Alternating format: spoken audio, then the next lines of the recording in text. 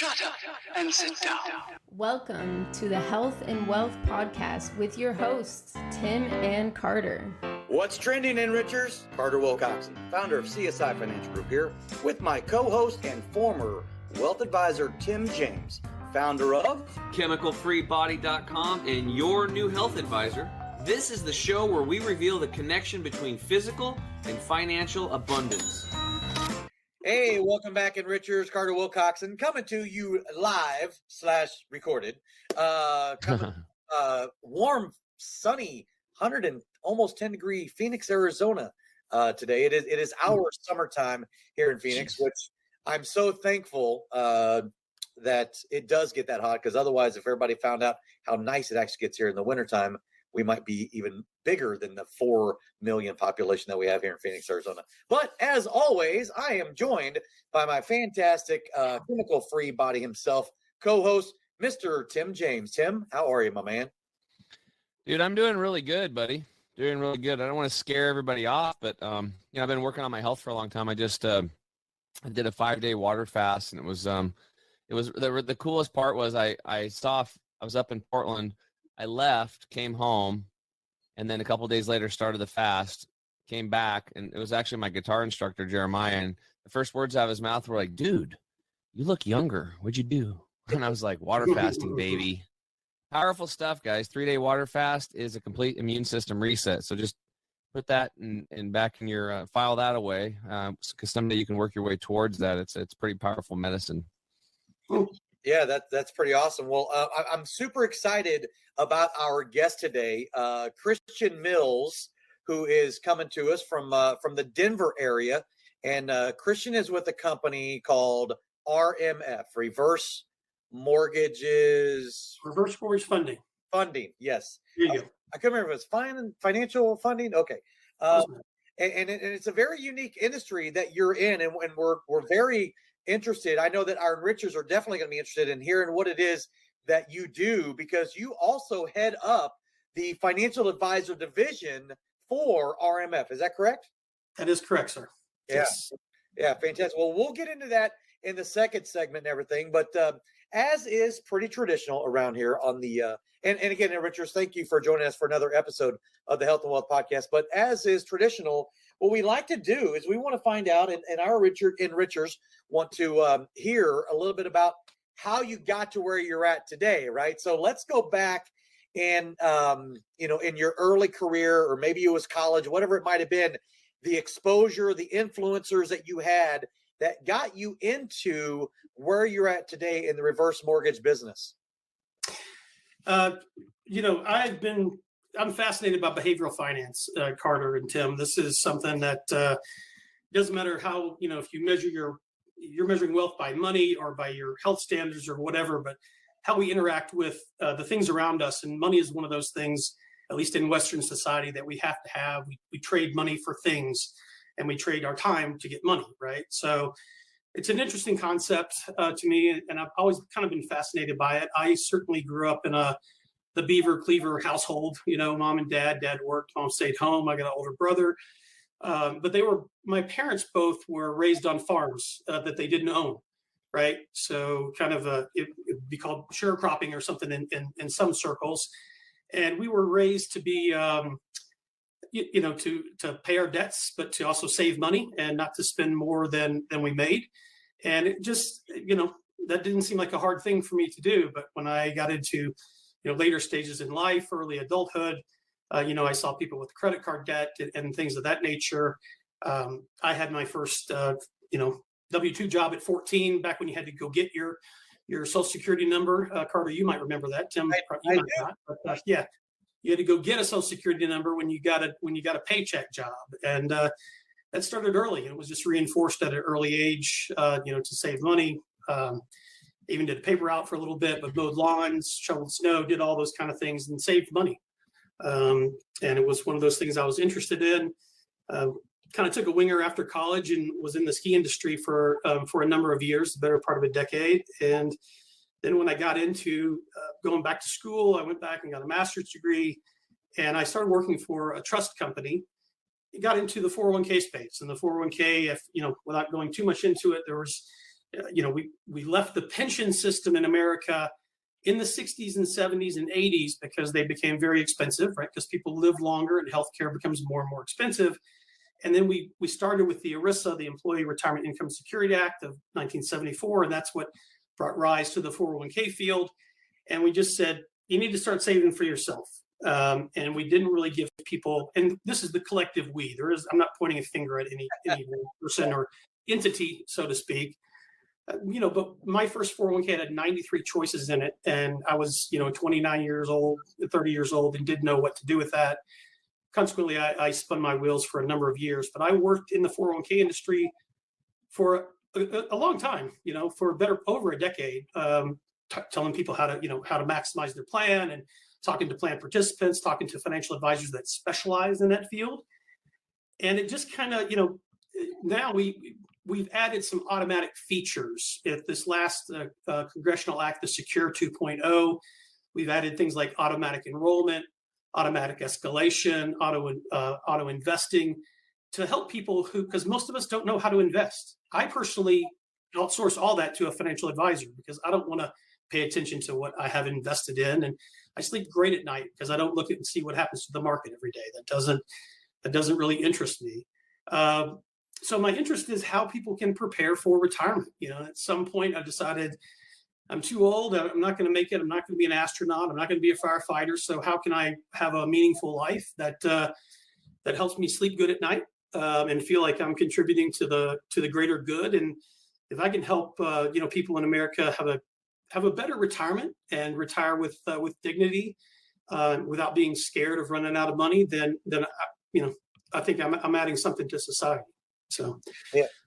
Well, that's a very extensive background, and when we spoke originally, prior to you making the decision, and thanks again for coming on and being a guest on our show and everything, and this is, by the way, another first tip, James. Our very first reverse mortgage organization that we've ever had on the podcast. So we love having first on here. So thank you. Yeah, let me say this, Carter, too, because if anybody's listening and they're thinking about tuning out because of reverse mortgages, you should really hold on to this, because what ended up happening was when I was in the mortgage industry, I actually started doing reverse mortgages, and I did them for 3 years before I exited and became a financial advisor. And what I found out is that most people are completely clueless to what they really are. I mean, completely clueless. They are a financial tool, and for the right situation, they can be game-changing, life-changing, like unbelievable stuff, like save people's homes, save their quality of life, just get stuff done, allow them to do what they need to do. So I hope just stick around to the end, because I'm sure Christian and I will get into it, and we'll kind of uncover what they really are, and how you could use them. Because what I used to do, Carter, is I used to have people I was doing seminars, reverse mortgage seminars, and just educating people, because that's usually what people need. They need education, right?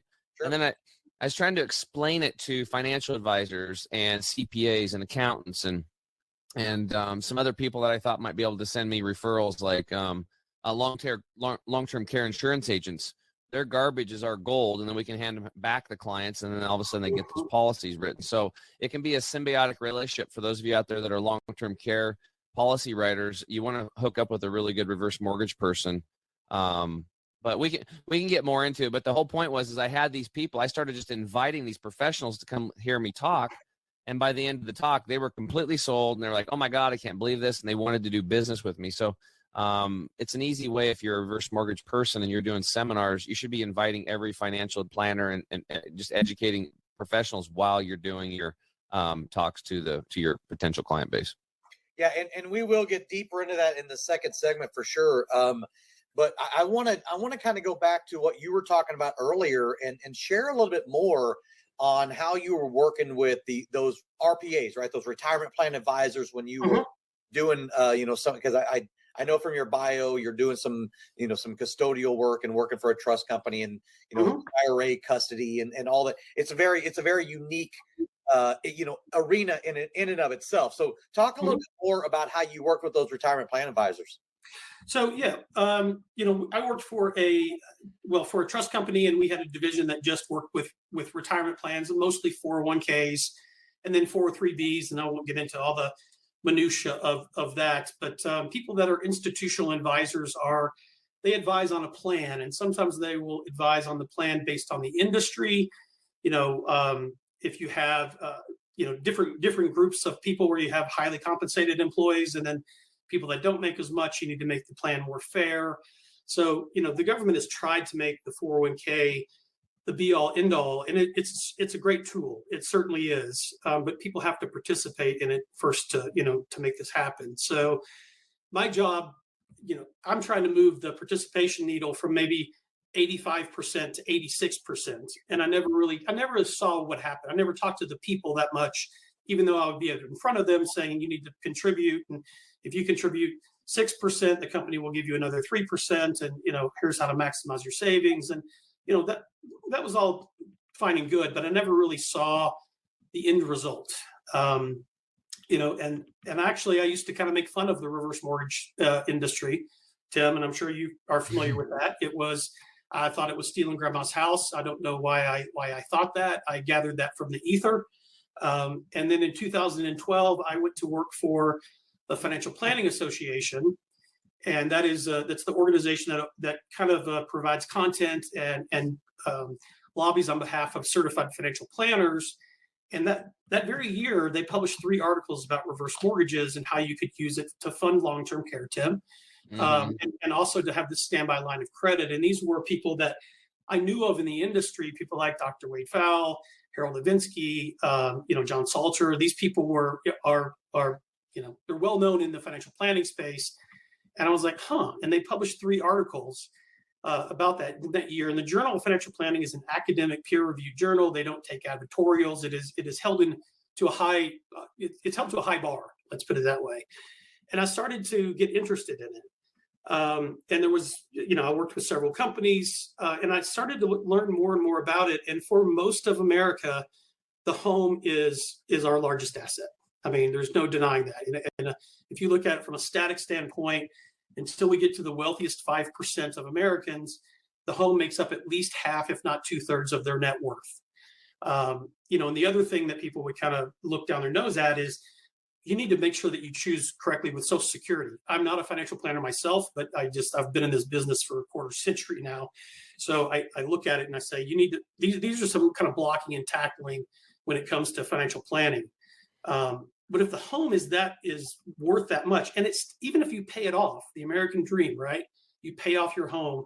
It still has a line item in retirement. You still have to pay your property taxes. You still have to pay your insurance. You have to do upkeep. If a hailstorm happens in Colorado, you have to replace the roof and that sort of thing. So how do we utilize the home? How do we add a liquidity component to that?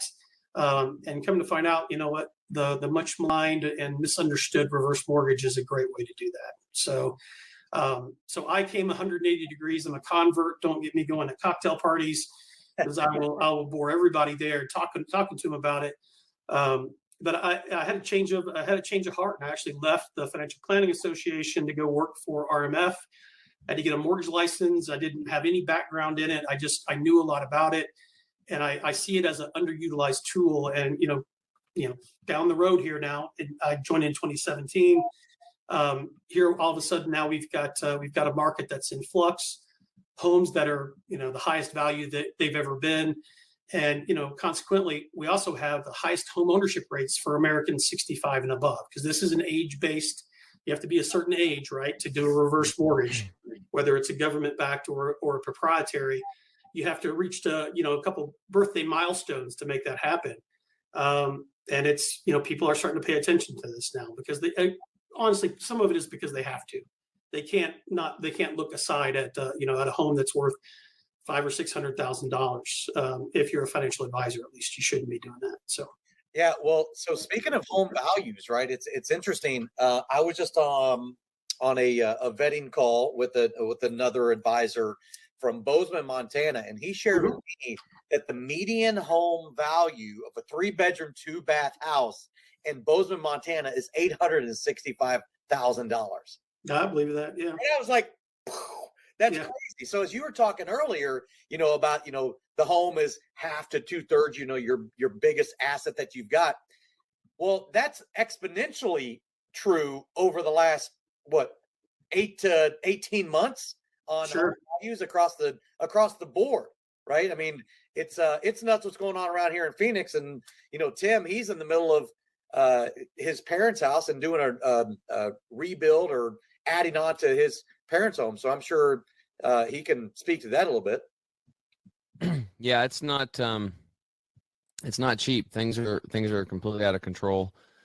And from on a deeper level, I just see this as the end of a long process that that working class people are up against. Our wages have been since the 70s, they've been getting crushed and decimated. And somebody making $50,000 today based on GDP growth from 1970 till today should be making about 120,000. So where'd that 70,000 go? Well, it went upriver to elites. During the COVID shutdown, the 600 billionaires doubled their net worth, and 74% of Americans have $400 in savings. So now costs are going up, building material costs, supply chain delays. I think I know it's all a coordinated effort. So working class people got to get at, but there's going to be lots of opportunities opening up too. Like if widgets aren't being made in China, then somebody could open up a machine shop here in La Grande, Oregon, and start banging out widgets and start shipping them. You know what I mean? And there's opportunity all over the place right now. So I think it's a really good time for working class people and entrepreneurs to step up and start taking back the reins of everything. That's Tim, I'm glad you brought that up, because also what draws me to this is we have a lot of, financial advisors and people that want to work with high net worth clients. I know you were an advisor in the past, and ultra high net worth. And I'm sure you had peers that said, I only work with people with $1 million or above or whatever. Right. The reverse mortgage really is geared toward the mass affluent. And some of my colleagues would probably say, no, you can do a reverse, and you can do a reverse on a house that's worth $10 million. But the bulk of the heavy lifting where this is really intended is for the mass affluent, for people with $1 million or less in investable assets. And we're converting a formerly illiquid asset, giving it some form of liquidity. And, we'll get into it later, but you don't lose the house. You're not, signing anything over. The kids can still get the home if they want it, all those sort of things. So this is what draws me to it is lots of people want to work with the very wealthy. And we have programs for people that can't or won't or do whatever that are below the poverty level. What about nurses and teachers and construction managers and policemen and people like that? So working class men and women. Yeah. And if they followed the American dream and they, and they bought a home and they have the picket fence, or they don't have a picket fence, they have a barbed wire fence or whatever, they can utilize their home to have a secure retirement. Yeah, it's awesome. It's a really good tool. So let's do this, guys. We'll take a quick break. When we get back, let's just dive into it, and we'll kind of cut through reverse mortgages, what they are, what they're not, and we'll be right back. Estate planning. What does that even mean? When the inevitable happens for everyone on this planet, your estate plan kicks into action. But first, let's start with what an estate is. An estate is simply everything you own. Now, here's the issue and what needs to be understood when this event occurs. You only have two choices on this plan. Number one, either you plan how your estate gets handed out and distributed to those you leave behind. Or number two, your state decides who gets everything you own. For the first time ever, you can now take complete and total control of this plan that you've been deprived of for most of your life and generations before you. You can get personalized assistance along the way with a team of specialists whose job it is to make sure you have true peace of mind. It's important to understand that estate planning is a journey, and rest assured that our team will be available to you all along the way and at every step. Welcome to eState Plan, home of the last estate plan you'll ever need. To learn more, make sure to reach out to your local advisor licensed with us, or go to our website for more information.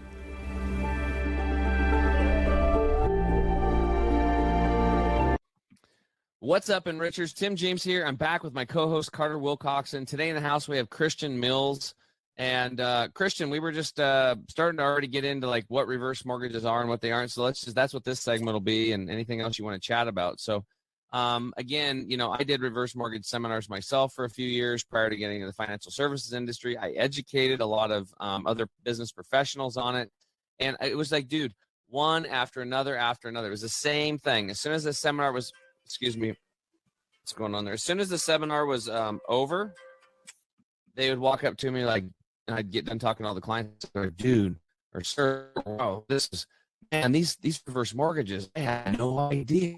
All of them were just blown away because they'd finally gotten the education on what it really was, and they never really understood it. So let's just get into it. Like, what do you think is I'll just tell you, the first thing is people think that they're going to take your home. Yes. The bank's going to steal your home. So why don't you explain to them how they're protected with mortgage insurance? The number one myth is that you're signing your home over to the bank, and you're not any more than you do with a forward mortgage, which you don't. A mortgage, whether it's reverse or a traditional forward mortgage, is a lien against the property. The property's there to make sure that you pay the debt against it. So when you buy a house, most people don't. Let's say it's a $500,000 house, and you're able to put $100,000 down. You have $400,000. I'll keep the math very simple. The house is there to secure. If you stop making those payments, they'll come back and take it. The reverse is kind of the same way. You still have a lien against the property, and it is to say, okay, if when you leave the home, right, and a reverse mortgage comes due when there's a maturity event. So when you sell the house, when you pass away, when you have to leave and go to assisted living or something like that, then the house is sold and the debt is paid, and then any remaining funds would go to heirs or to that owner of the house, et cetera. But by far the number one thing that people still think, Tim, is that the bank somehow owns your home, and they don't. It's a lien against the property, and in the first position. So right. That's it. And it might be like where they take out a loan and maybe they take an income stream. So like a reverse mortgage is kind of like what it says. So instead of the balance slowly going down, the balance will slowly accrue. And if that person dies and they take a look at it and the house is now worth, $300,000 and they owe $500, well, they did really good financially. Okay, number one, right? Because they were able to get $500,000 basically out of a $300 value at that point in time. But the mortgage insurance premium that they pay in the loan fee, which typically when I was doing it was 2% to HUD. Is it still the same? Yep, the same. Yeah, it's a 2% loan fee. So if they did a $500,000 loan, it's a $10,000 fee. But what that is that then that goes into a pool, and then the HUD gets paid, or HUD then pays the bank the difference for whatever the loss is when they actually do sell the home. So it protects the bank, it protects the people. It's a non-recourse loan, which means that children are not going to be hurt if there is more owing on it than what the value is. But in a lot of cases, there's still equity in there, and maybe one of the kids wants to buy the house or refinance it and live in it, or they all sell it and then they split the difference. I mean, it just kind of depends. So again, it's not like nobody's going to steal the home. That's not going to happen. I guess other thing too now is like, what are some of the benefits of reverse mortgages? So maybe I'll just go through what I remember, and then maybe you can see if there's anything new. So one way was that people could just take out a loan and pay off all their debt, and they have no payments, no nothing. That's one option. Another one is there's enough equity in there. They'll take a monthly payment. Mm-hmm. They could take an income. So now they have the house they're living in, and now they're making $200, $800 a month, whatever it worked out to be based on their age and the value of the home. Some people might do like a mixture where they'll take a small payment or amount of a payment, and then they might leave $50,000 or $100,000 in a line of credit.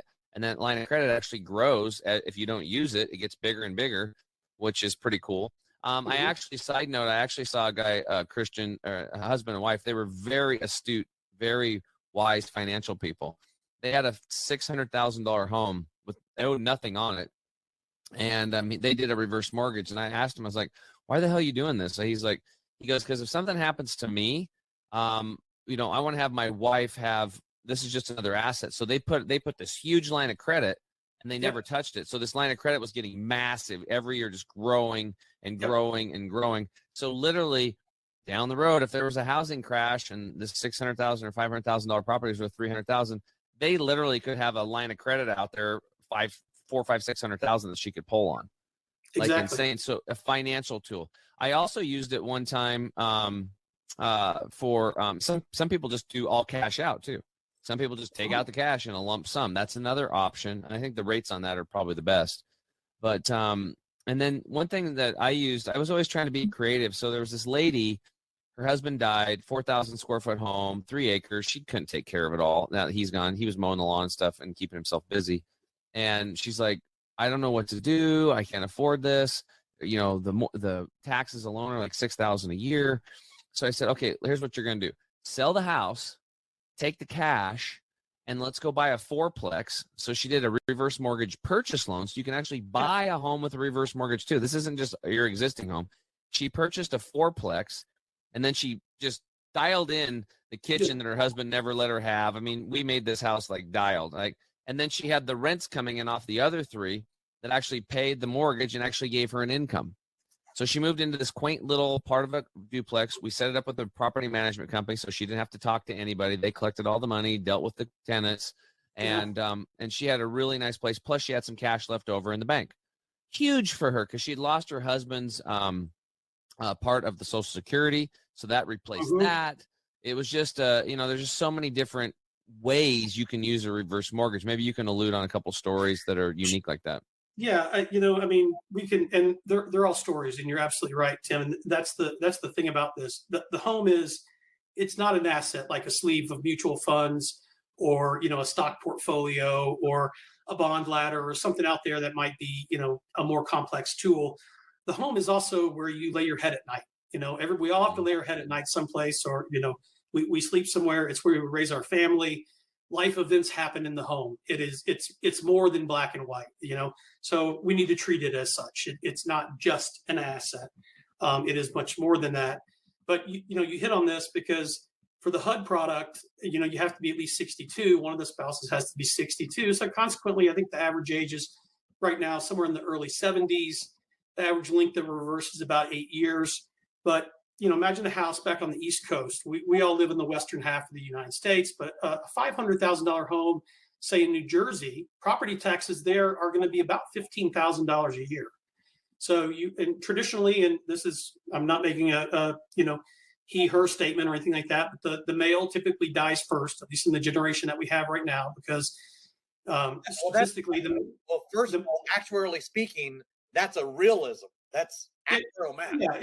And I should caveat that, but it's 81 and 78, by the way, I think are the numbers. It is, and the husband passes away first because he's going to pass away, statistically first anyway, and he's probably older than his wife, at least in the generation that we have in there right now in retirement. You mentioned it earlier. When he passes away, she loses the lesser of the two Social Security amounts, right? Mm-hmm. So let's say that he was getting $1,500, she was getting $1,000, $2,500 a month. That's pretty thin.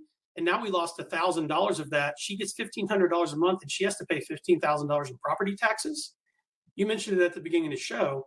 You can save someone's house with this. You can use the home to pay for itself, right? And the National Center on Aging actually publishes something that we send to everybody, which is using the home to pay for itself. So in that context, we take money out of the house to pay for property taxes, insurance, things that you just have to do, because if you don't pay those things, they don't care how old you are. They kick you out. And you know what's really cool? I don't know in the other states, but in Oregon, they allowed us to do this. Like if somebody was really broke and they had like no money, we could set up a reverse mortgage, but we wouldn't create like it's almost like a Medicare for taxes. So we would close the reverse mortgage. They had to fill out this income statement. We would always structure the mortgage so they had less. Maybe they put up a line of credit so they could grab money when they needed it, right? Or convert it later into income, which is another thing. The line of credit can be converted later into an income stream later. Sure. So then what happens is we'd put the reverse mortgage into place. I'd hook them up with the state. And there was like a window. It was weird. You had to get in during a window of time. Mm-hmm. But then the property taxes would be deferred behind the reverse mortgage too, which is really good. So now they have the reverse mortgage and no property taxes. Are you able to do that in other states, or is that just Oregon? You can, and every state's different. But most in Colorado, it's called the Homestead Act. And if you've lived there a certain number of years, you get a break on property taxes. Most states have something like that for older Americans and for veterans and things of that nature. But to get back to the first question, that's just one way that it might work. So that's and we think of them, Carter and Tim, as needs-based and wants-based. We have this continuum, right? And usually they're not on one side or the other. They're somewhere in between. Needs-based is I don't have enough money to retire on, and I need to use the house. Wants-based is I've got a portfolio, but this gives me another bucket of cash to draw from. And I'll give you a couple of examples here. And this is where it comes in to become a tool for financial advisors, which is what I work on, what my expertise is in. So you could use it. I'll give you some simple examples. You could use it to defer claiming Social Security. Let's say you want to retire at 65. We know that every year that you wait to claim Social Security, you get another 8%. And 8% doesn't sound like a lot, but believe me, when you add 8% up over 5 years, it's a difference in what your monthly payment from Social Security is going to be. So you can draw money from the house while you're waiting to get to 70 to max out your Social Security. Right? So this is why it's important to stay healthy, because then you can stick it to the government and get your money back. It is. Yeah. So a Social Security delay claiming strategy. Also for those once-based clients, we have people that would use the house, right? Because now we have the market is in flux, right? The Dow Jones is up and down every day. At least that's what they tell me. Again, I don't look at that. But if you're a financial planner and you're working with older Americans and they have retired, that you mentioned it earlier, you're in the accumulation stage, while you're accumulating and saving money. Then when you retire, you're in the decumulation stage. So we don't think anything of spending assets down once we need to tap into our IRA to live, right? Because we need to augment Social Security. Well, you can also take money out of the house because it's called sequence risk, which is just a sexy way of saying don't sell low when you bought high, right? Because if you bought Apple at $100 a share, and I totally pulled that out of the air, and now Apple's trading at $50 a share, but I need money to buy groceries. Mm-hmm. So when I call my financial planner up and say, I need, $20,000 or whatever that is, the financial planner's like, ooh, the market's down. Yeah. I don't want to sell right now because you're going to lock in a loss. And not just the market's down, but I'm going to sell a loss. I lock that in guaranteed. Yep. The house is a non-correlated asset. It's called a buffer asset. So, and I'm maybe going a little too deep here, but they're drawing from funds and not taking funds out when it's inopportune time for them. So it's a tool. We're talking about this. This is another bucket of money. It's tax-free. You bought the house with after-tax dollars. The money you take out of the house is considered a loan, and it's tax-free. You don't pay taxes on it. The other one that we're starting that's really important for people to know that the income is tax-free because it's actually a loan accruing against the house. So you cannot tax a loan. That's a very important point. And that's probably the number one concern the seniors had when I was doing work with them. They were, they're going to get taxed me on this? You're not going to get taxed on it. The tax advantage status, and I'll give you one more play, which is kind of 2.0, that now market environments and what we're seeing in the market and where we are as a country, people taking money out of the house to convert assets from an IRA to a Roth IRA. Because you have tax preferred money that comes out of the house. You don't want to pay taxes in the future. You can, if you wanted to convert, whatever your tax rate is, let's say you want to convert 500,000 into a Roth, you pay the taxes one time, 125,000 versus over time. But then you say the property or the funeral tax or whatever it is, once it gets passed, now you're talking, saving hundreds of thousands of dollars in taxes, literally. Yeah. So, and I won't go on. There's many different avenues to do it, but we have to sit down and we need to talk to the people. What does your client want to get out of this? There's 90 different combinations in my company alone. So we want to know what, if you could wave a magic wand, what would you want this to do for you? Right? Yeah. And maybe you're talking to some clients and you find out that their mom has their house paid off and dad died and she's on $650 a month Social Security and she has nothing. And and the roof's leaking and the house is it's going to dry rot and be worth a bare lot. So I actually had quite a few of those where you would take these ladies and like this one lady, she owed like hardly she was barely able to make her mortgage payment. This little mortgage payment was like $400 a month or something, but it was set up a long time ago, and was able to pay that off, get her about $600 a month in income. So that's $1,000 a month switch in income flow for her, which is huge. Fixed the roof and the siding, got that dialed, and left her with a $30,000 line of credit for emergencies. Completely changed her life. She was sitting there literally with buckets catching water when it rained, watching her house just fall apart. And now her house is bulletproof for the rest of her life. She gets to stay in her home. She got the line of credit. She's got this extra $1,000 in cash flow. So, I mean, these people would hug me. We had a couple when they got their reverse mortgage, they actually built a new deck, and then they sent me pictures of their deck. They had they got remarried for their 50th wedding anniversary, and had their friends show up that were still alive. and then they sent me a big picture with a thank you card. So I have a lady who sent me she made birdhouses, and then she wrote reverse mortgage birdhouse thing on it. I still have it. I'm going to put it up. It's really cool. You get really cool clients, and you're really helping people. It's an awesome tool. It's great. It's a great job. I love what I do, and I love the work we do. And if you talk to people that do this for a living, I've never had one that I did myself where the people weren't thrilled with it. They weren't.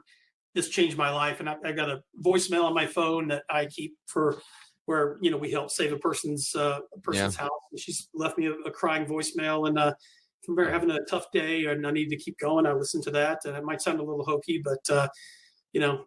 That's a real thing too. That's a real thing. They're back property taxes, and they didn't know, and all of a sudden we actually had one of those. We rescued it the day before it went to auction.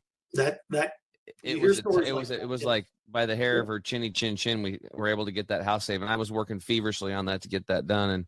And what a great thing. And they're great clients too, because then they start sending you their friends for sure. It's like lots of referrals. Yeah, absolutely. Yeah, you hit the nail on the head. You can change somebody's life. So absolutely. Yeah, really cool. Carter, anything else before we go to the next segment? Well, yeah, I just wanted to chime in a little bit about one of the things that we've talked about a lot, and Tim, your parents are actually owners of what we call our estate plan. Estate planning is a key component that a lot of times, and maybe you can talk more specifically, Christian, on what you see, the statistics are staggering, and you're talking about 65 and plus, right? The issue that happens a lot of times is that a lot of the proper planning, post-mortem, if you will, when these triggering events, as we call it in the industry, happens, how are we ensuring that those assets are also not going to go through probate, and they're going to make sure that they're distributed properly and things of that nature? We need to make sure that we have that proper distribution plan. But, the statistics are staggering. 83% of Americans, this is from Wealth Council statistics, 83% of Americans don't have this necessary tool that we call an estate plan, using wills and trusts and the combination of all those things. What have you seen in your line of work, Christian, on how does that 83% statistic line up, if you know? I would, it's anecdotal, but I would say that that's very accurate. And it goes into why I'm in this business to begin with is, as a country, we spend more time planning our vacations than we do our retirement. I mean, you've seen and heard those kind of studies. So not giving thought, I'll do it. It might be, I've heard, some behaviorists say it's because we don't like to think about our own demise or whatever that might be. But, live well, leave well kind of a thing. I know that's, I think it's a mortuary tagline somewhere that I read, but I like it. It's catchy, right? So you don't want to leave a mess for your family. Certainly if you care for them, you don't want to do that. So we run into it. Absolutely. And when, Tim, something you mentioned, a lot of times the kids, they're like, hey, my parents don't need a reverse mortgage. And I'm like, have you been to your parents' house lately? Have you seen how they're living? In some of those, and you run into it and you're like, you're not making a mortgage payment. You're not dropping by enough here. Dire circumstances, or maybe they're not dire, but things could be going better. So how do you prepare people for later stages in life and ultimately when they leave the planet, whatever happens to them? It's like, mom's doing pretty good. She ain't eating the hard cat food. She's got, the she's got the good canned stuff, awesome. Yeah.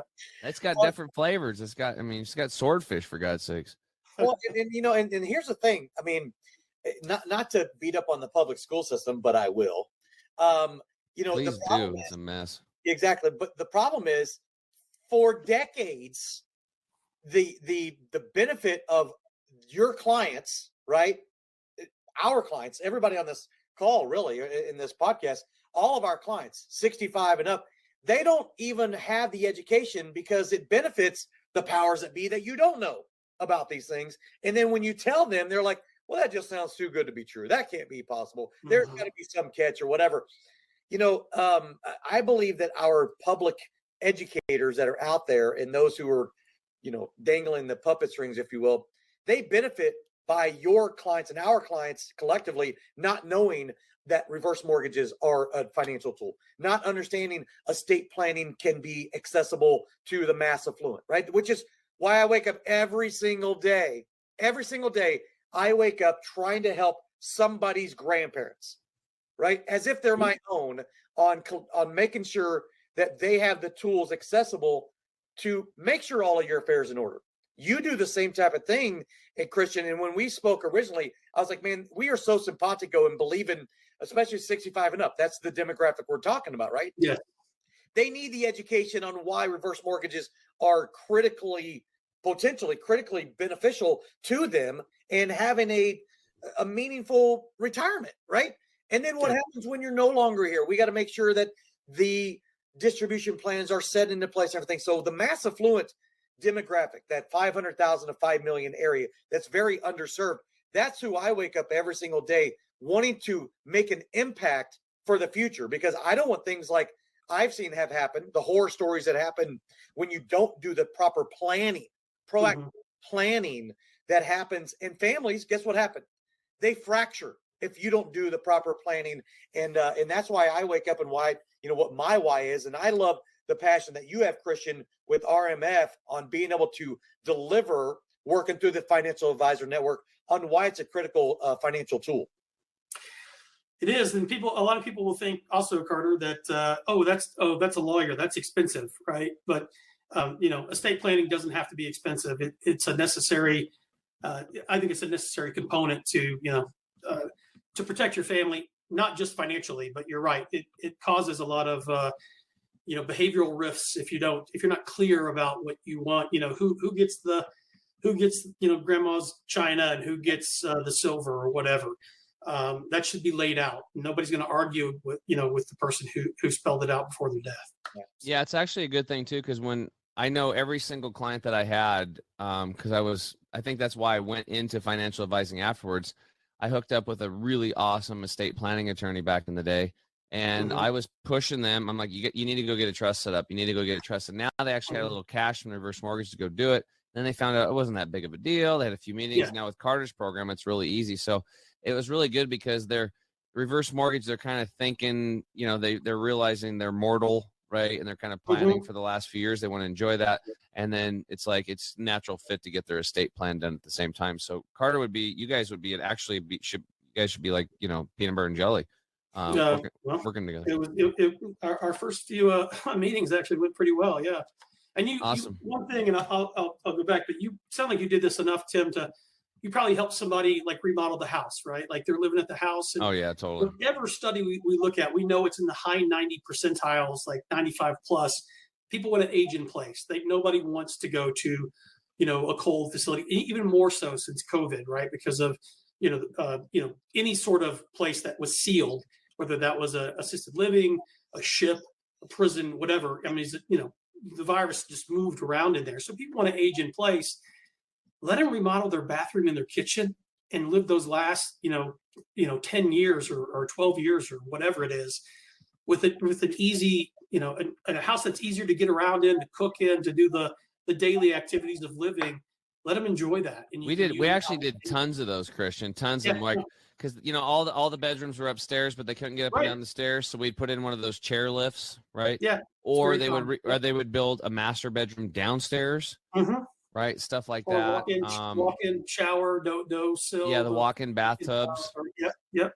Just be really careful, the people listening out there on the walk-in bathtubs, because there's some people online that are really scamming seniors on that stuff. This lady was like, I was like, where did you get this loan? It was like $15,000. She had to take a line of credit out of her credit union. And she was like, oh, I got a walk-in bathtub. I was like, 15 grand. Yeah. I went and looked at it. It was just like a plastic insert. They were in and out in like one day.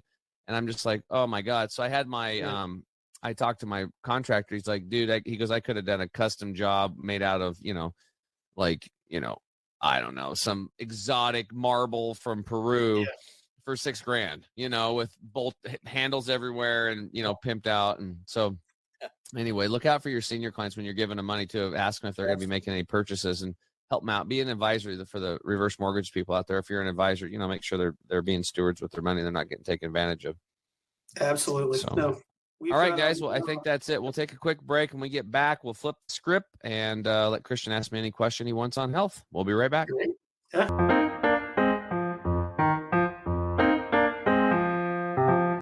You want the absolute best for yourself, and you want it to be easy. That's why we created Green 85. It helps with detoxifying the body gently.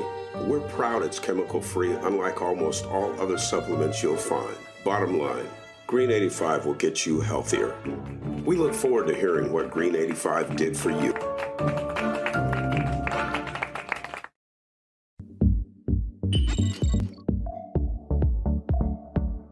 To get this product and our other amazing products, go to chemicalfreebody.com. That's chemicalfreebody.com.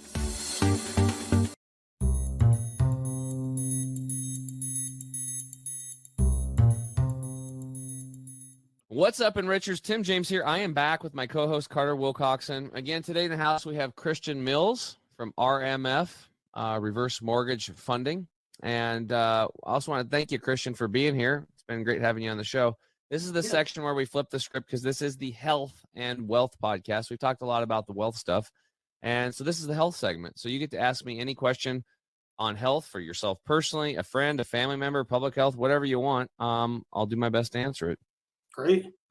Well, it's one of the things that drew me to this when Carter told me about it was the intersection of health and wealth is, it's being studied a lot these days. Food deserts, all these sorts of things. Dr. David Blanchett, I think he's with Prudential now. He does a lot about how we estimate how long people will live, and a lot of it has to do with your socioeconomic status, which unfortunately is not a level playing field. So I'm very interested in that. It goes hand in hand with behavioral finance. But I've got a question. So I ruptured my Achilles back in October of 2020. Mm-hmm. And was surgically repaired within a few days, and I did physical therapy and all that stuff. If you get a chance, don't rupture your Achilles tendon. I would recommend not doing that. Did you fall down when it happened? I collapsed more or less. Down you went. A buddy of mine I was playing basketball with one day. We just finished and we're like high fiving and shaking hands, and then he took a step back and down he went, and he pulled his Achilles. Yeah. That was it. Boom, snapped. No pass pro, nothing like that, but. So I'm 55 years old. I went through the first piece, happened during COVID. I'm going back to see a new, kind of a sports thing. I'm an avid skier and mountain person.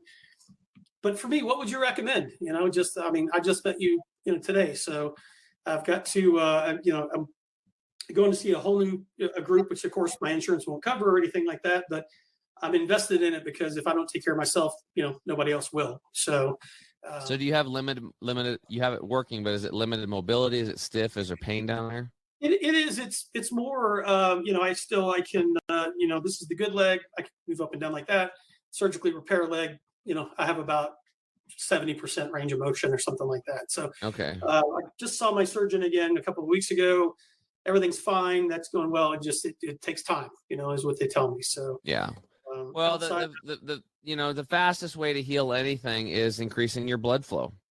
Okay. That's number one. So then the question is like, what can I do to increase my blood flow? So, grounding pads. Have you heard of grounding or earthing? I've heard of it. I don't know what that is. And I've heard of cupping and stuff like that too, but it's a little bit different. So the earth puts off an energy. It's an energy source for us. It's like a battery pack. So just like plugging you got a battery charger in the side of the wall and you stick your batteries in there, it charges. Well, when we have our bare skin in touch with the earth, it's charging us. It's not woo-woo stuff at all. I can measure your blood, look at it under a microscope and see it moving around. Put your bare foot on the ground for 4 hours and then prick your finger and test again. You'll see the blood racing around in the microscope. Literally, as soon as we break contact with the earth, inflammation begins. So as soon as you recontact with it, it takes inflammation down. And when you're trying to heal, it's all about reducing inflammation. You do that through blood flow and bringing, oxygen and water to that system to pull the inflammation out. So what you can do is you can get these grounding sheets that are lined with silver. And then every residential building, there's one called Ground Lux, GROUNDLUX.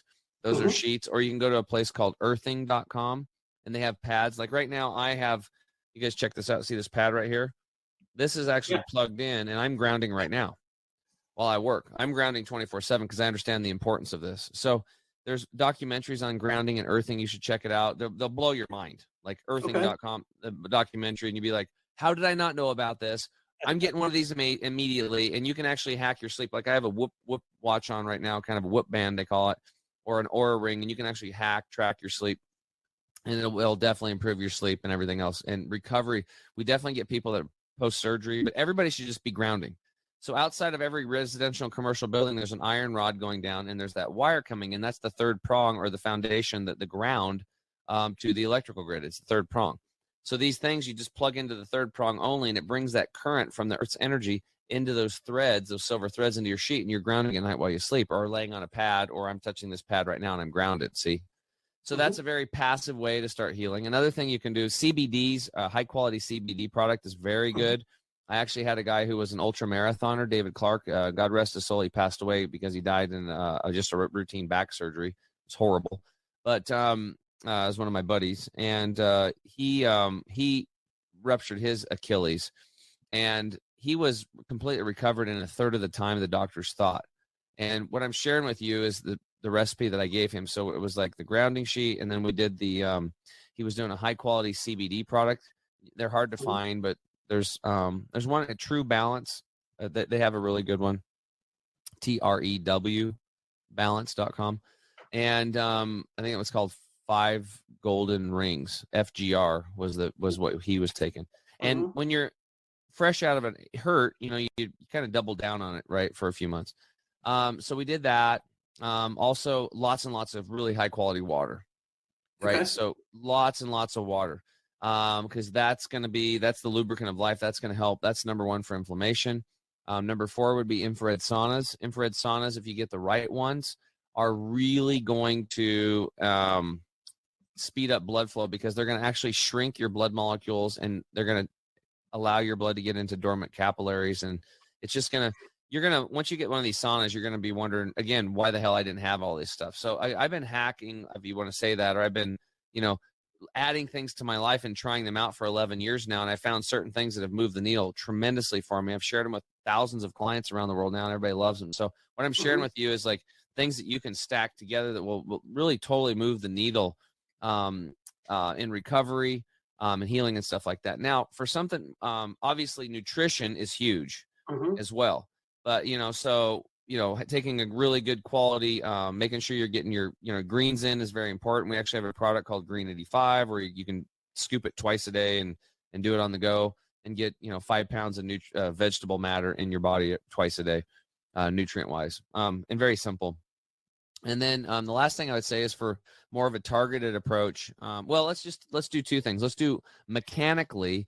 You could get somebody to get down there and work on that thing. So look into somebody who's like they're a Rolfer. So there's this, you familiar with that? Yes, a little bit. Yeah. Okay. So for those listening, if you're not, because it sounds weird. The first time I heard it, I couldn't even pronounce it. It was kind of like when my buddy got chronic lymphocytic leukemia. I couldn't even pronounce the darn word. But Rolfing was developed by a woman named Ida Rolf. That's where the term came from. So Rolfing is her technique that she developed to work on the body. So she gets deep into fascia and stuff like that. So getting somebody in there to really work around that area in your foot at a deep level, not just some surface level BS massage, very important mechanically. They can also, you can watch them and you can have them teach you how to work on your own foot, right? Because you can reach down there. The other thing mechanically is yoga, yoga and stretching postures. So yin yoga, I think, would be something that you should write down and look into. I think you'll really enjoy it. And as we age, this is basically, heading you back to becoming a baby and becoming flexible again. When kids come out, they're all flexible. And as we age, one of the signs of aging is we're getting stiff and we don't move as much. It's the reason why we get stiff and we don't move as much is because we don't move as much. That's it. So we're not stretching. We have to get in there and we have to work. And yin yoga is basically 3 to 10 minute stretching postures where you'll gently do a position and you're just on the edge of discomfort, but not too much. So these fascia and what you got going on in there are like taffy. So after about 90 seconds of a stretch, then they start to move. So the first 90 seconds is just kind of warming them up. And then the next 90 seconds plus is where the pay dirt is. And then you'll start feeling younger and stuff like that. You can do those kind of stretches, but be very careful because you've had that, you want to be very gentle with this. Do not push it. Just very gentle and really focus on your breath work. Now, the last thing I would say is something you could do now that I actually believe in I mean, I know it works, but I was really worried about chemicals, is stem cell. And there's lots of different stem cell therapies out there, but I actually, I just had a stem cell expert on. Now there's nano stem cell. So they're actually taking the energy out of the stem cells from the placentas from newborns, and we're able to do that. And it's cleaned up because I didn't want to put the blood of anybody in me because of the toxic chemicals. I mean, every single child being born, the umbilical cord studies show there's 180 cancer causing chemicals in the womb of every newborn today. So that told me 9 years ago, everybody's polluted. And that's why my company's called Chemical Free Body, is because my mission is to bring awareness to this, because the older we are, the more time we've had to bioaccumulate these toxins in our fat and our muscle tissue and our brain. And it's just a matter of time before a straw will break the camel's back with this toxic microscopic body burden. So your cells have like these backpacks of toxins on them they're packing around. So we teach you to sweep that crap out. Your cells are unburdened. You become unburdened, you get your energy back and stuff like that. But those stem cells, I'm just looking it up. I can't remember what it is, but you have to look it up. It's the stem cell podcast, my podcast called The Health Hero Show. Look that up, and you can connect with that doctor. But okay. that would be a nice stack for you. All the stuff I gave you is plenty to get you going. And you should, besides helping you heal your Achilles, if you do what I just shared with you, you're going to have a much healthier, happier life, and you're going to have a higher quality of life too, to enjoy all those, helping more people do reverse mortgages and enjoy the income you've earned and saved so hard. Excellent. Well, thank you. Yeah. You're welcome. And you, since we're not all about me here, I'm interested in your take on what it would take to have some sort of leveling of this is a big question, Tim and Carter. Sorry, we can get derailed here, but the healthcare industry, the insurance stuff, is mind-boggling to me, and I don't pretend to understand it, exactly or anything along those lines, but it's certainly, I still don't understand why a healthcare company could pay less than an individual. It seems like they have more money; they should pay more. When you go see a doctor, you ever get the bill and it says, here's what your physician charged, here's what we negotiated and paid. I guess it's the power of, deeper pockets or something along those lines. But, we're it depends on how you measure where we are as the United States of America. We don't have healthcare for everybody. I mean, that kind of, makes me a little nuts. I got to tell you. Well, I'll just say this. We actually do have healthcare for everybody. Everybody can get healthcare in the United States of America. There's no one that can walk into a hospital and be denied healthcare. Nobody, right? But what you're talking about is health insurance for everybody to be able to not have to pay for it, or you pay less for it than somebody else. Here's the one thing that and people are blown away by this, but I take my health pretty seriously, which is why whenever I met Tim, the Health and Wealth podcast and the whole infancy of that, it just made perfect sense for the two of us to join forces. But, the thing that I found out a long time ago is all that stuff that's that they charge you so much for whenever you go in to get anything, no matter what it is, that's all like negotiated. You're a healthcare provider. And I haven't had health insurance for me and my family for 12 years, right? Because all my doctor cares about is getting paid. So I literally negotiate with him to pay. Just simply not having insurance for him is less of a burden. I'm talking pediatrician, right? It's less of a burden for him. He just wants to get paid. And then I get basically a discounted rate simply because I don't even have health insurance. I just pay straight out of pocket. The amount of, for a healthy family that's constantly being healthy and serious about health, you know how little we actually have to go. It's not about those little things that along the way that are concerning for parents. It's those big things about what can happen to your kids or whatever in order to pay for that. But I know I'm kind of sort of all over the place with this. But I made the decision, actuarially speaking, again, I would much rather keep all that extra money in my pocket. Like whenever I used to work for a company before I started my own, my health insurance was free. But to add my family to it, it was like, now this is however many years ago at the time, talking 15 years ago when I used to work for a company. It was like $600 a month just to add my family. And then of course you got the co-pays, you got all that stuff. You start doing the math, adding that up over so many years. You're like, wait a second. Can't I just work directly with my doctor, my primary care physician, and pay? And guess what? 75% off what it would have cost me originally. And I had to go to emergency one time for my son, and they simply said, okay, here's how much it costs. You don't have insurance. Here's how much it would have cost, but we're going to take 75% off. Here's all you owe. Now that's just me personally, right? But that's, I guess, risking but it's really some of those critical things that can happen along the way, right? And, like accidents, surgeries, and things like that. That stuff's expensive, right? Exactly. So anyway, I'm not in the healthcare field at all. Honestly, I'm in the retirement planning field, right? Yep. So I'm with you.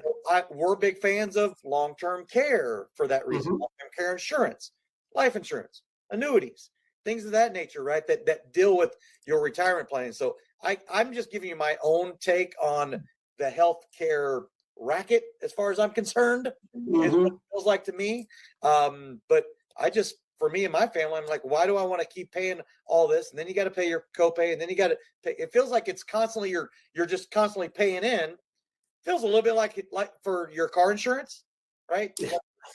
Just in case you get an accident, but you get these discounts if being a good driver, and like after all these years you pay in, you're just like, it's an actuarial math. I mean, there's a reason why insurance companies, let's just be honest about it. There's a reason why insurance companies, I don't care which one it is, in the health field or in the life field, they have the biggest buildings out there. Now, why is that? Why do they have the biggest buildings with all the employees and they make all this money? It's because it's a numbers game and they know that they're winning it. It's much like Vegas. Yeah. Well, they don't make billions of dollars by paying claims. That's for sure. So, yeah. Well, in the bottom line is like, we just have to get back and like, why would we want health insurance? Why would we want to go into a broken system? I mean, we're the sickest people have ever been. And what you're going to walk out of there with is synthetics for your acid-based synthetics for your carbon-based body. There's actually where I was living down south of Portland, there's a little town called Canby. There's a clinic called the Canby Clinic. It's primary care naturopathic medicine. And their thing was like cutting edge medicine, old fashioned care.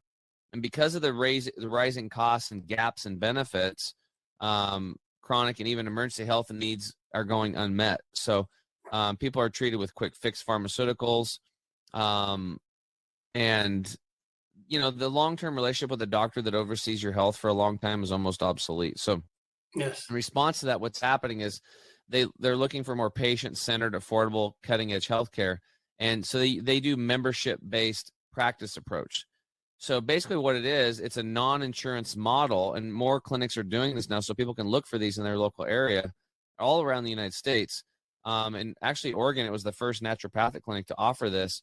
So basically, there's like a $75 enrollment fee, and then if you're 0 to 17 years old, it's $30 a month. If you're 18 to 30, it's $60 a month. If you're 31 to 44, it's $80 a month. If you're 45 and older, it's $105 a month. And you get unlimited visits, unlimited blood draws, blah, blah, blah, right? So you just pay a monthly membership fee, and that's it.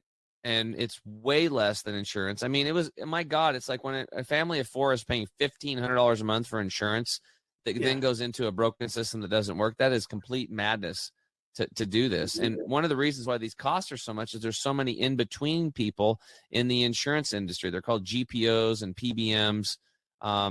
We need to go direct, right? So if you look at a hospital as an example, this was like, I think it was around 2006, right, when I first actually started doing reverse mortgages. I was doing a loan for this guy who was a purchasing director for a hospital. And just for shits and giggles, I was like, hey, dude, how much does a Tylenol cost somebody in the hospital? And he's like, I don't know. Let me check. And he got back and he goes, one Tylenol to be given to somebody in the hospital, this is like 2006, was like $17.40 or something like that. Yeah. And I'm like, what? I'm like, that is crazy. It's like, it should be 2 cents. And then first off, you shouldn't put Tylenol on your body anyway, because that shit's terrible. But there's many other options. But anyway, there's The middleman, it's a racket. Anything that's big business, big politics, big media, all that stuff. If it's on TV, it's probably not good for you, unless it's unless it's a reverse mortgage ad.